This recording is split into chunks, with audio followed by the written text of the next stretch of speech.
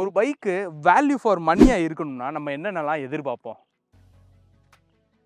இப்போ நீங்கள் பார்க்குற இந்த விஷயத்தை தவிர ஒரு பிராண்டு கஸ்டமரோட சாட்டிஸ்ஃபேக்ஷன் காம்படிட்டர்ஸோட எப்படி கம்பீட் ஆகுதுன்றதை மட்டும்தான் அவங்க யோசிப்பாங்க. அப்படி ரீசெண்டாக ஒரு 5000 ரூபா ப்ரைஸ் ரேஞ்ச் வந்து அதிகமாக வச்சு 1,39,900 லான்ச் ஆன வண்டி தான் ஏன் முன்னாடி நிற்கிற இந்த 164V USD ஃபோக்ஸ். இந்த வண்டியில் என்னென்ன ஃபீச்சர் ஆட் பண்ணியிருக்காங்க, அது எப்படியெல்லாம் ஒர்க் ஆகுதுன்னு சொல்லிட்டு தான் இந்த வீடியோ நம்ம பார்க்க போகிறோம்.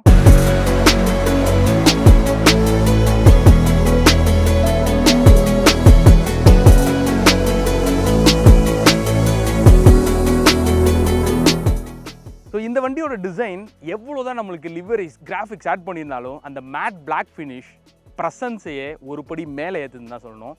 3 கலர் வேரியன்ஸ் புதுசாக கொண்டு வந்திருக்காங்க. அங்கங்கே ஆட் பண்ணியிருக்க அந்த ரேசிங் லிவரிஸ் அவ்வளோ செம்மையாக எடுத்துகிட்டு போகுது.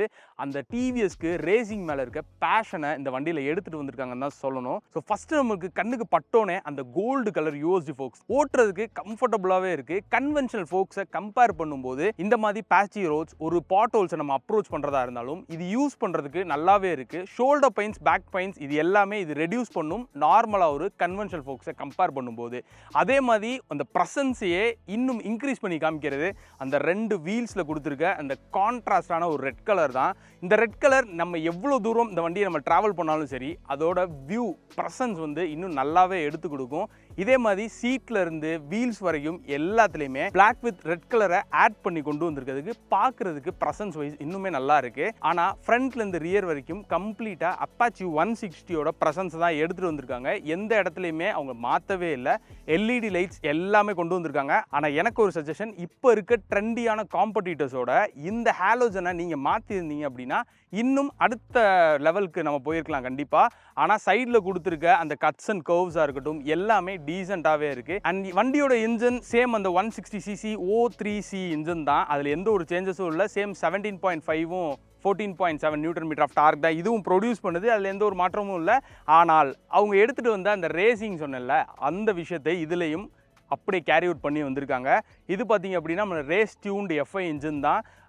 ஓட்டுறதுக்கு டீசெண்டாகவே இருக்குது. லாங் டிரைவ், ஷார்ட் டிரைவ், சிட்டிக்குள்ளே டிரைவ் பண்ணுறதுக்கு ஹீட்டிங் இஷ்யூஸ் இல்லை, நல்லாவே பெர்ஃபார்ம் பண்ணுது. ரிஃபைண்டான ஒரு இன்ஜின் கொடுத்துருக்கிறதுக்கு டிவிஎஸ்க்கு ஒரு தேங்க்ஸ். அண்ட் சேம் அந்த இன்ஜின்லேருந்து வர எக்ஸாஸ்ட் நோட் இன்னும் நல்லா இருக்கணும் அப்படின்னு சொல்லிட்டு இப்போ புதுசாக ரீடிசைன் பண்ணியிருக்கேன்னு சொல்லிட்டு இந்த எக்ஸாஸ்ட் நோட் வந்து இப்போ சொல்லியிருக்காங்க.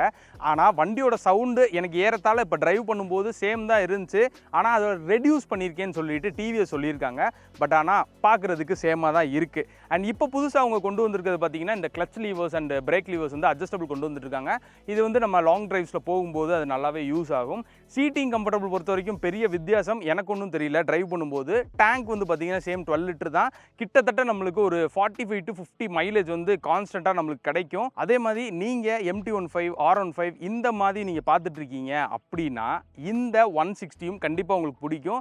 ஏன்னா அதில் இருக்க சேம் ஃபீச்சர்ஸ் தான் இதுலேயே இருக்குது. ப்ரைஸ் வைஸ் பார்த்தீங்கன்னா ரொம்பவே அஃபோர்டபுளாகவே இது கொடுத்துருக்காங்க. இவங்க காம்படிட்டர்ஸ்லாம் கம்பேர் பண்ணும்போது ஒரு சில ஃபீச்சர்ஸ் எக்ஸ்ட்ரா ஆட் பண்ணாதான் நமக்கு இந்த வண்டி வந்து யூனிக்காக தெரியும். அதே மாதிரி இப்போ N160, Extreme 160, NS 160 இதெல்லாம் கம்பேர் பண்ணும்போது டியூவல் சேனல் ABS, USD ஃபோக்ஸ் இதெல்லாம் இருந்தாலும் ரைடிங் மோட்ஸ்ன்றது தான் நின்று பேசுது. ஸோ இந்த வண்டியிலையும் கிட்டத்தட்ட 3 ரைடிங் மோட்ஸ் ப்ரொவைட் பண்ணுறாங்க. ரைடிங் மோட்ஸும் பார்த்தீங்கன்னா யூஸ் பண்ணுறதுக்கு நல்லா இருக்குது, ஃப்ரெண்ட்லியாக இருக்குது நமக்கு. அண்ட் இதோட காம்படிட்டர்ஸ்லேருந்து தனியாக தெரிகிறது இந்த வண்டியோட ஃபீச்சர்ஸ் தான். ஃபீச்சர்ஸ் பொறுத்த வரைக்கும் பார்த்தீங்கன்னா டேஷில் A to Z எல்லாமே கொடுத்துருக்காங்க. எக்ஸ் கனெக்ட் ஒரு ஆப்ஷன் கொடுத்து உங்கள் ஃபோன்ஸு, கால்ஸ், மெசேஜஸ் எல்லாமே டிஸ்பிளேலே தெரிஞ்சிடும். நீங்கள் எங்கெங்கே ரைட் பண்ணுறீங்க, எவ்வளோ கிலோமீட்டர் ரைட் பண்ணுறீங்க எல்லாமே உங்கள் ஆப்லேயே அதில் பார்த்துக்கலாம். டெலிமேட்டிக்ஸ்லேருந்து A to Z எல்லாமே கொடுத்துருக்காங்க. நான் சொன்ன மாதிரி ஒரு யூனிக்கான ஒரு விஷயத்தை கொடுத்தா மட்டும்தான் நம்ம அதை வாங்குவோம்.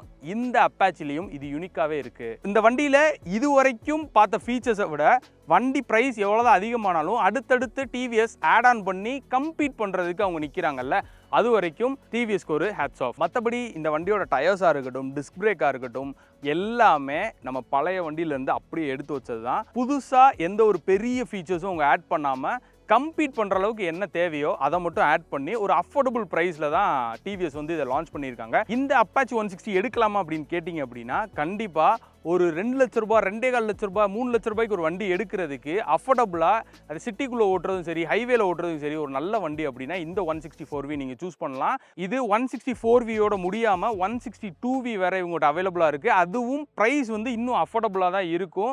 நீங்கள் சிட்டிக்குள்ளே டிரைவ் பண்ணுறீங்க, ஒரு ஃபேமிலியாக நீங்கள் போகணும், ஆனால் ஸ்போர்ட்டி அக்ரெசிவாகவும் இருக்கணும் அப்படின்னா இந்த 160s உங்களுக்கு கண்டிப்பாக யூஸ் ஆகும். ஸோ இந்த வீடியோ பிடிச்சிருக்குன்னு நினைக்கிறேன். மறக்காமல் லைக் பண்ணி யூஸ்ஃபுல்லானவங்களுக்கு ஷேர் பண்ணுங்கள். இந்த மாதிரி ரிவ்யூஸ் இல்லை கம்பாரிசன் காரோ பைக்கோ எது வேணும்னாலும் கமெண்ட் செக்ஷனில் கமெண்ட் பண்ணுங்கள். அடுத்தடுத்து உங்களுக்கு வரும். தேங்க்யூ ஃபார் வாட்சிங். Stay tune மோட்டோகிராஃபிக்.